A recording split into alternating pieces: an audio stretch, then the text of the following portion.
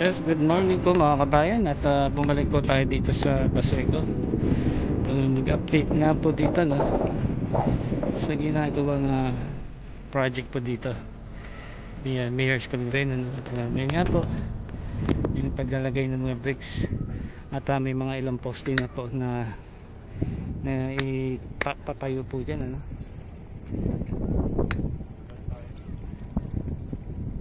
okay, headed by engineering team po na gumagawa po dito. Tingnan po natin doon sa may bandang unahan. Okay. Itong mga bricks po na ito galing pa po yan ng Manila Zoo, no? Imbis na masayang lang, no, ay yan po, napakinabangan pa siya. Alright.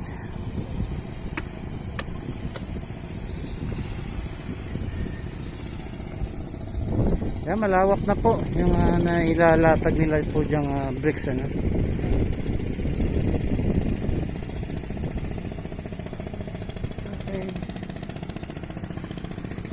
Yung mga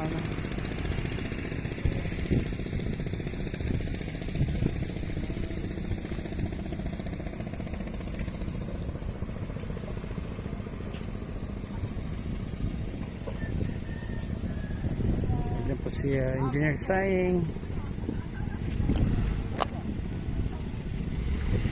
Oras po ng break time nila ngayon, alright.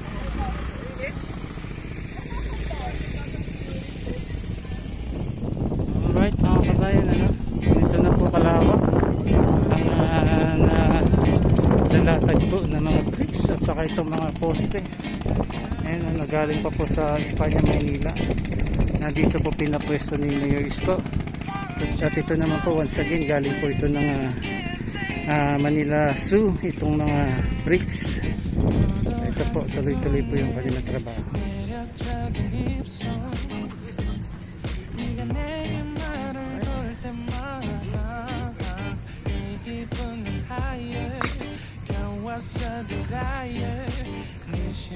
Ilang linggo pa, no?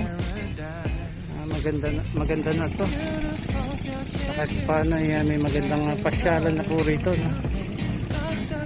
Yung mga residente po dito sa Baseco, tayo na rin po, no? Kahit paano nakakapasyal-pasyal din po tayo dito, especially kapag pupunta po tayo sa Baseco Beach, kapag naayos na po totally itong Baseco Beach Esplanade na pinagagawa po ni Mayor Isko. Hindi na kasi siya makauwi. Nandun na kami sa District 6. Tama daw siya muna. Tuturo ni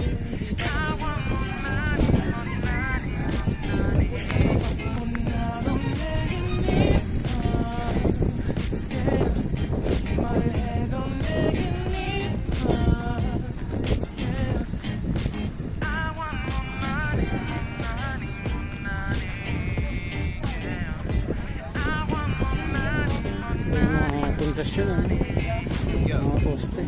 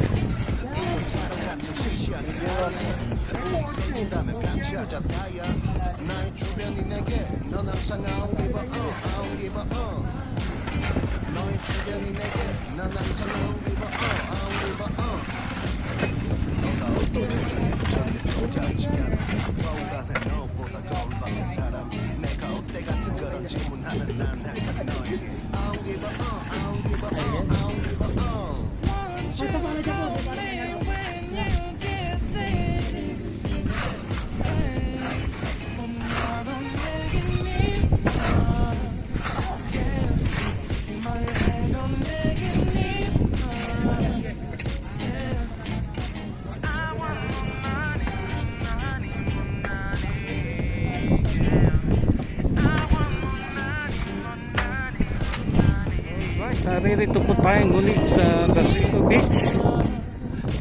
Kasalukuyan pong naroon na po yung mga namumulot ng mga basura, no?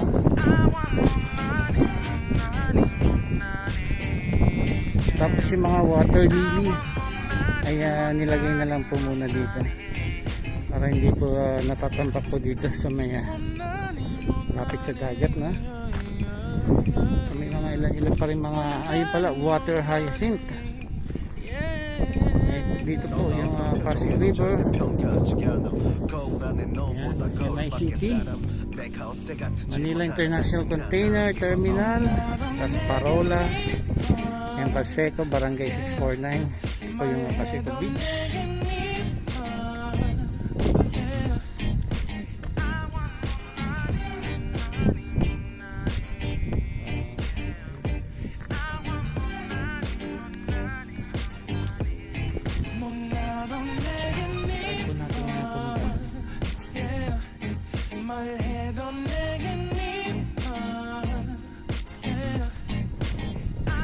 River warriors po yata yung mga naka-green ano, yung mga naglilinis po dito. Ang lino oh.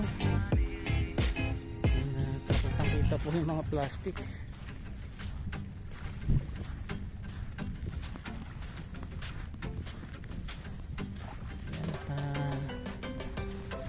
Lapit po tayo dun, sana pwedeng pumunta doon ano? Kasi may mga bantay po dito no?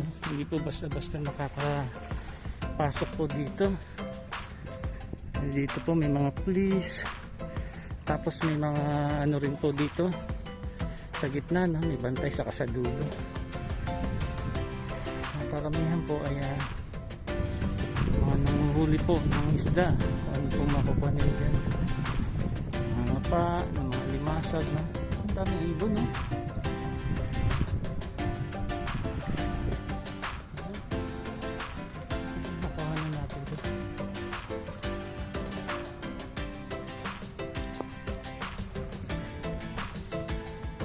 Malinaw po yung tubig no? Wala nang ganong basura dito. Tapos yung mga water lily nilalagay na lang po muna sa itaas pansamantala. At may naghahakot po dyan. Yan yung mga nasa sako-sako po. Ay kukolektahin po yan.